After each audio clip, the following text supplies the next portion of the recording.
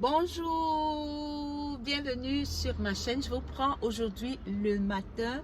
Je suis en train d'aller au boulot. J'ai pas beaucoup de temps en ce moment, mais rassurez-vous, mon plus grand plaisir en ce moment aussi, c'est de vous parler, de parler avec vous.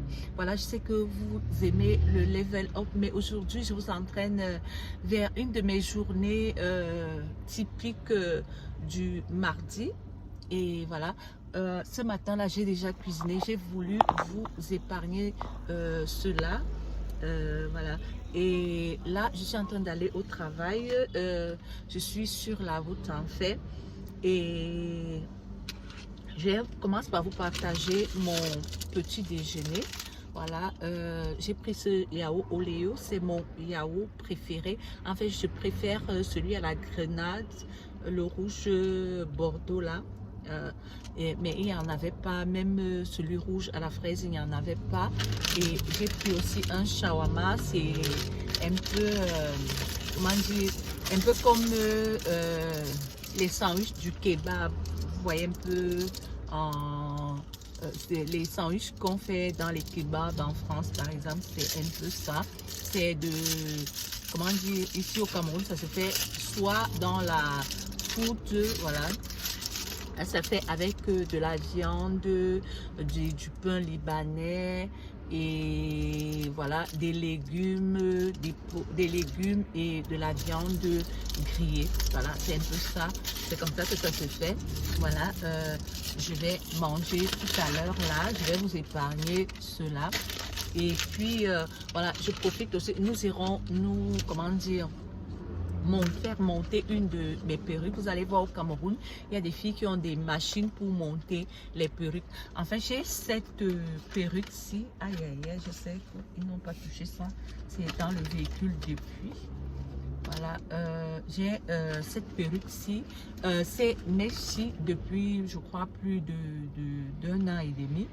Voilà, je n'avais pas moyen de me coiffer, vous savez peut-être pourquoi. Et voilà, j'ai dû les retrouver. Et actuellement, c'est la saison sèche au Cameroun. Il fait excessivement chaud. C'est parce qu'il ne peut pas vous montrer la nature en fait. Elle sèche, il y a beaucoup de feuilles mortes. C'est un peu comme l'équivalent de l'automne, je ne sais pas.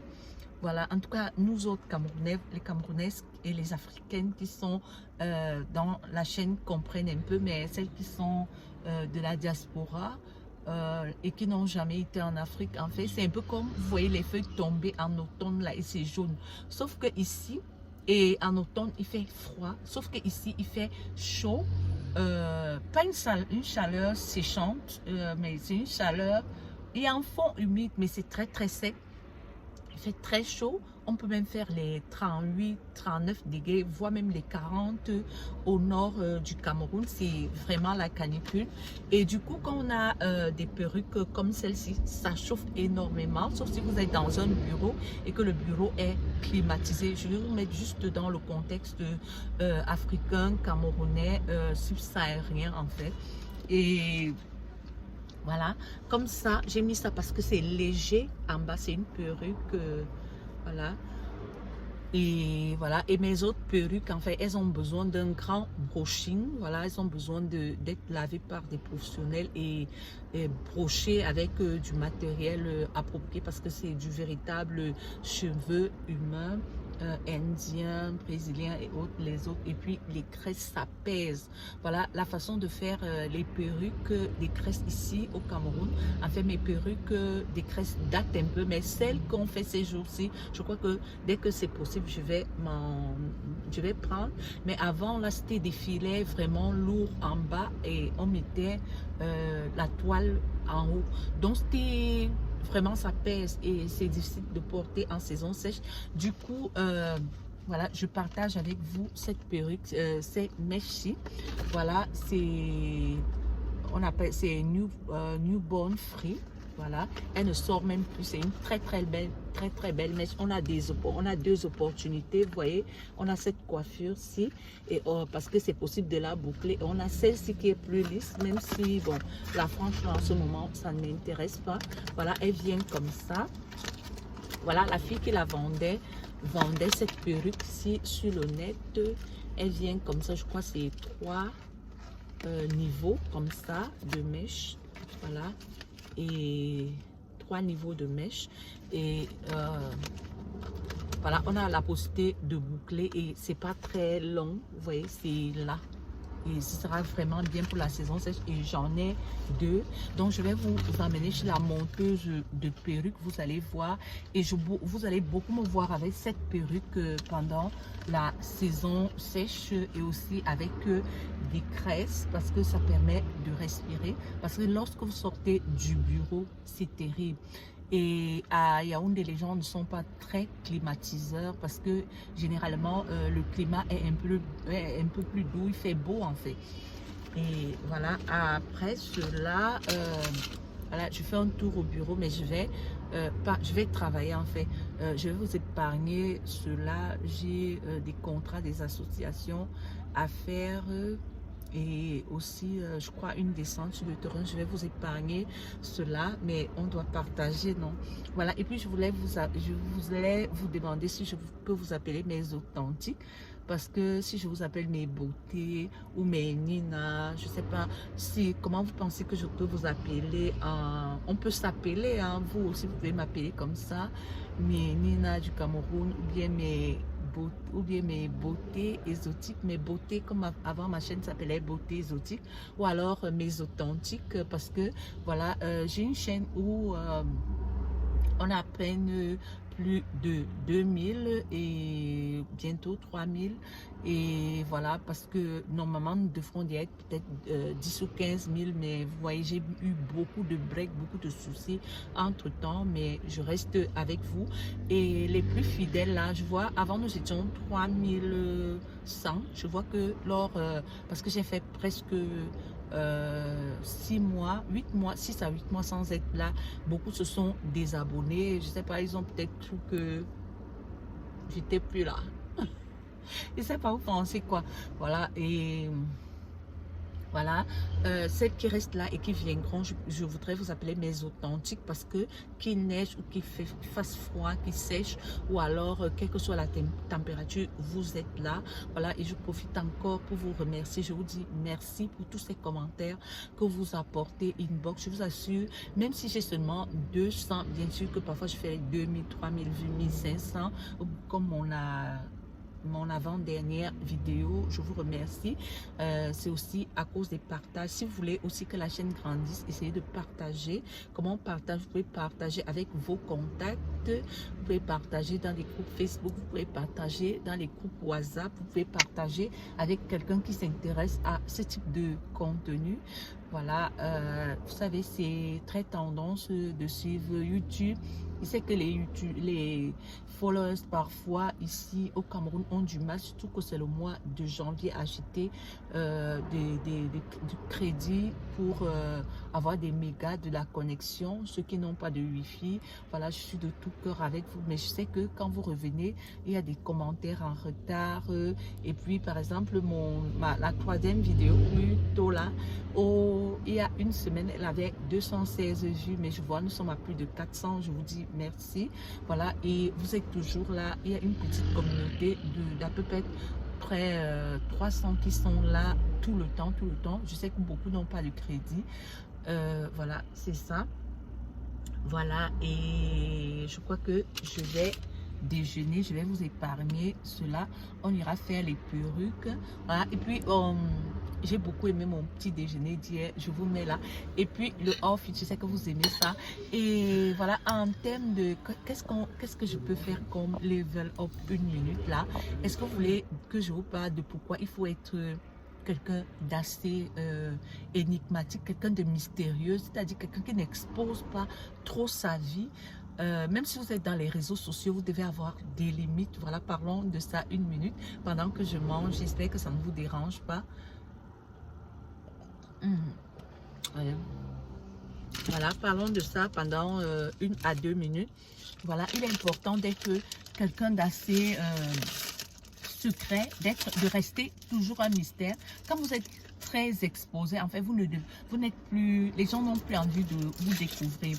Il y a des gens aujourd'hui qui sont entrés dans des grandes dépressions parce que ils ont exposé et leur mariage et leurs enfants et tout. Et puis quand des enfants ont des problèmes, ça devient il y a des réactions publiques au point où certaines personnes sont parfois obligées d'avoir recours à la justice pour que les enfants harcelés, et je trouve ça dommage de harceler des enfants, donner des informations vraiment rabaissantes sur des enfants, parce que ça peut donner un coup au mental, voilà.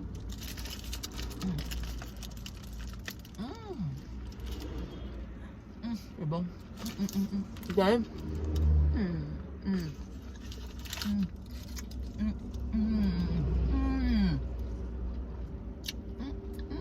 Trop bon.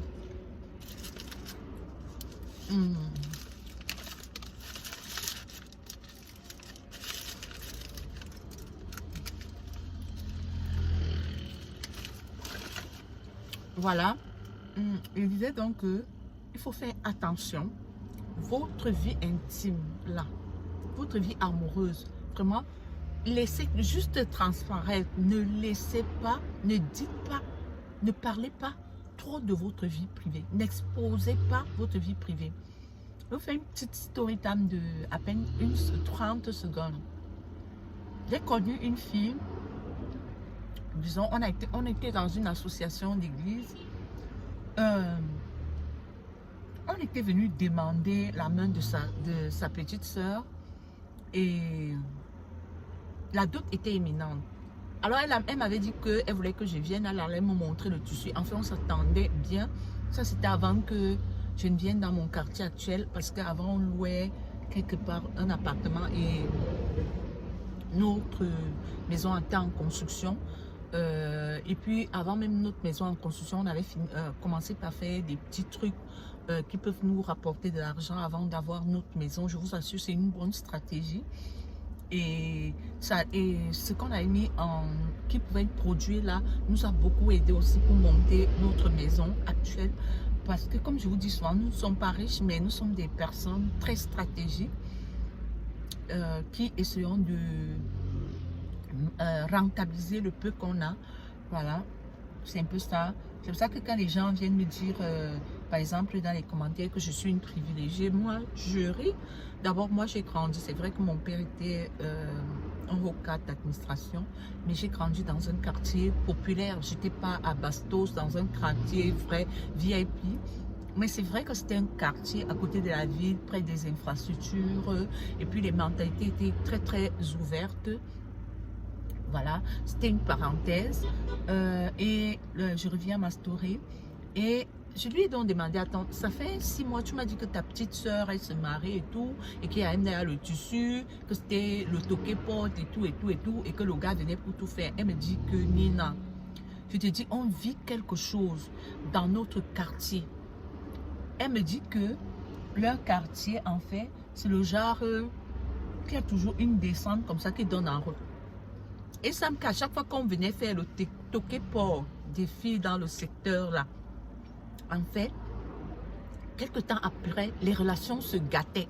Et c'était devenu régulier comme ça dans leur secteur. En fait, les gens accusaient la sorcellerie, des trucs comme ça, qu'il y avait des gens qui avaient des mauvaises choses dans le quartier et qui versaient des trucs. C'est vrai que ce genre de choses peut exister, mais je vous assure, il y a ce qu'on appelle le mauvais œil. C'est-à-dire, il y a même en